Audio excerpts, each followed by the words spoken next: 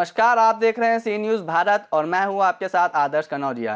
बिहार विधानसभा चुनाव 2025 में जनता दल यूनाइटेड ने पिछली बार 2020 के मुकाबले अपनी सीटों में भारी बढ़ोतरी दर्ज की है।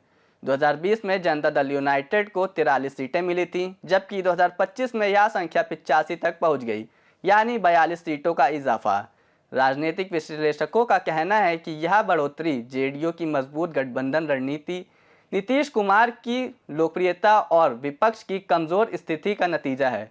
तो चलिए इस खास रिपोर्ट में विश्लेषण करेंगे उन मुख्य कारणों का जिसने जेडीयू को पिछले चुनाव के मुकाबले इस चुनाव में 42 सीटों की बढ़त दिलाई।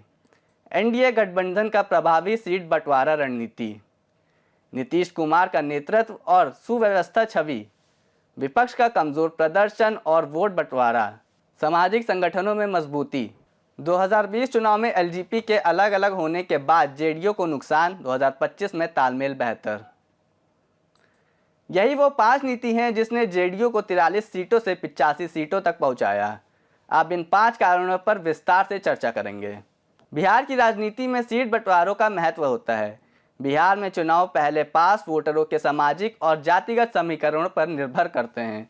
एनडीए यानी जेडीयू और बीजेपी ने हर जिले और विधानसभा क्षेत्र के वोट बैंक का आंकलन करके सीट बांटी। उद्देश्य था दोनों पार्टियों के बीच मतों का टकराव। इसका मतलब था कि जहां जेडीयू की पकड़ मजबूत थी वहां जेडीयू के प्रत्याशियों को उतारना और जहां बीजेपी की पकड़ मजबूत थी वहां बीजेपी को उम्मीदवार देना। इसके बाद बात करेंगे नीतीश कुमार का नेतृत्व और सुव्यवस्था की छवि की। नीतीश कुमार लंबे समय से बिहार के मुख्यमंत्री हैं। उनके पास राजनीतिक अनुभव और प्रशासनिक समझदारी दोनों हैं। उन्होंने अपनी सरकारों में संघर्ष और विकास की मिश्रित नीतियां लागू की, जिससे उनकी स्थिति छवि बनी। जेडीयू सरकार ने ग्रामीण क्षेत्रों में सड़कें, बिजली, शिक्षा और स्वास्थ्य सुविधाओं पर ध्यान दिया। तीसरा कारण है विपक्ष का कमजोर प्रदर्शन और वोट बंटवारा। 2020 में आरजेडी ने जेडीयू से मुकाबला किया था और विपक्ष में मजबूत था। 2025 में आरजेडी के नेतृत्व में महागठबंधन में उम्मीदवारों के चयन और सीटों का तालमेल कमजोर था। पार्टी के अंदर दलित, मुस्लिम और पिछड़े वर्गों के वोटरों में पूर्ण एकजुटता नहीं थी। सामाजिक गठबंधनों में मजबूती, OBC EBC voter base. JDU ने नीतीश कुमार की नेतृत्व में ओबीसी वोटर पर विशेष ध्यान दिया। उन्होंने शिक्षा, रोजगार और विकास योजनाओं के जरिए ओबीसी समुदाय के समर्थन बनाया। कुशवाहा और अन्य ओबीसी समूहों में जेडीयू की पकड़ मजबूत रही। ईबीसी यानी बहुत पिछड़े वर्गों के वोटरों को प्रत्यक्ष लाभ देने वाली योजनाओं और स्थानीय प्रतिनिधियों के माध्यम से सद्भावना दिखाई।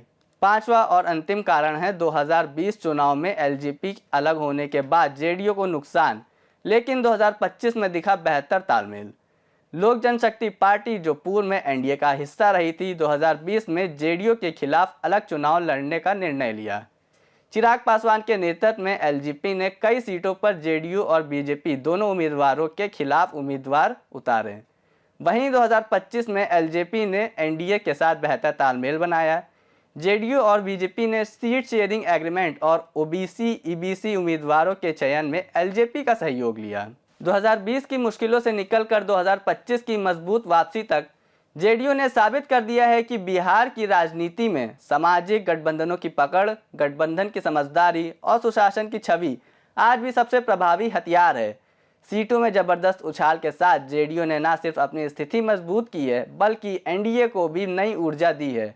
अब देखना होगा कि यह बढ़त आने वाले राजनीतिक मौसम, चाहे लोकसभा चुनाव या अगला विधानसभा चुनाव में, किस तरह का असर छोड़ती है। फिलहाल इस खास रिपोर्ट में इतना ही। आप देखते रहिए देश दुनिया की बाकी खबर सी न्यूज़ भारत पर।